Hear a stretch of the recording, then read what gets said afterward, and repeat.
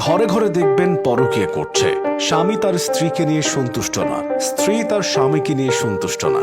আগে যেমন ডায়মন্ড খুঁজে পাওয়া কঠিন ছিল, ঠিক তেমনি এখন কুমারী মেয়ে খুঁজে পাওয়া কঠিন হয়ে গেছে। কথাগুলো আবু তোহা মোহাম্মদ আদনানের।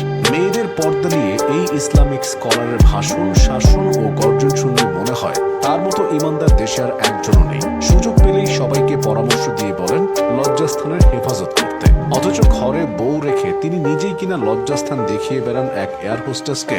ইসলামিক সেন্টার খুলে পরকীয়া করেন একাধিক নারীর সাথে। মাইক্রোফোন পেলে যেন নিজের চরিত্র ভুলে যান আদনান। ডিগ্রির জন্য বড় বড় নেতাদের বেডরুমে যান বিশ্ববিদ্যালয়ের মেয়েরা, এমন দাবি করে বদলে দিতে চান দেশের শিক্ষা ব্যবস্থা। বাংলা, অঙ্ক আর ইংরেজির সাথে যুক্ত করতে চান কোরআন হাদিসের শিক্ষা। অথচ এইসবের একটু যদি নিজের ক্ষেত্রে মানতেন, তাহলে হয়তো আজ তার ইজ্জতের এমন ফালুদা হতো না। একটা পুরনো ঘটনা মনে করে দেখুন। বছর 4 আগে আদনানকে যখন গুম করা হয়েছিল, তখন মিডিয়ার সামনে হাউমাউ করে কেঁদেছিলেন তার স্ত্রী। বারবার করে বলেছিলেন স্বামীকে তিনি অসম্ভব রকম ভালোবাসেন, যে কোনো কিছুর বিনিময়ে তাকে ফিরে পেতে চান। কিন্তু সৃষ্টিকর্তার কি অদ্ভুত ইচ্ছা, পরকীয়ার যুগে যে নারী সবটুকু উজাড় করে দিয়ে ভালোবাসলেন, কামের ফাঁদে পড়ে তাকেই ঠকালেন এই দাওয়া কর্মী। আবু তোহা আদনানের স্ত্রী সাবিকুন নাহারের একটি ফেসবুক স্ট্যাটাস থেকে জানা যায়, জারিন জেবিন নামে এক এয়ার হোস্টেসের সাথে পরকীয়া করছেন তিনি। এই এয়ার হোস্টেস ইসলামিক স্কলারের 15 বছরের পুরনো প্রেমিকা। কলেজ জীবনে তাকে বিয়ে করতে চেয়েছিলেন সবার প্রিয় ইসলামিক এই বক্তা, কিন্তু গরিব হওয়ায় মেয়েটির পরিবার তা মেনে নেয়নি। তবে এখন আদনানের টাকা হয়েছে, মানুষের ভালোবাসায় দিন বদলেছে, সেই সাথে নতুন করে জেগে উঠেছে পুরনো প্রেম।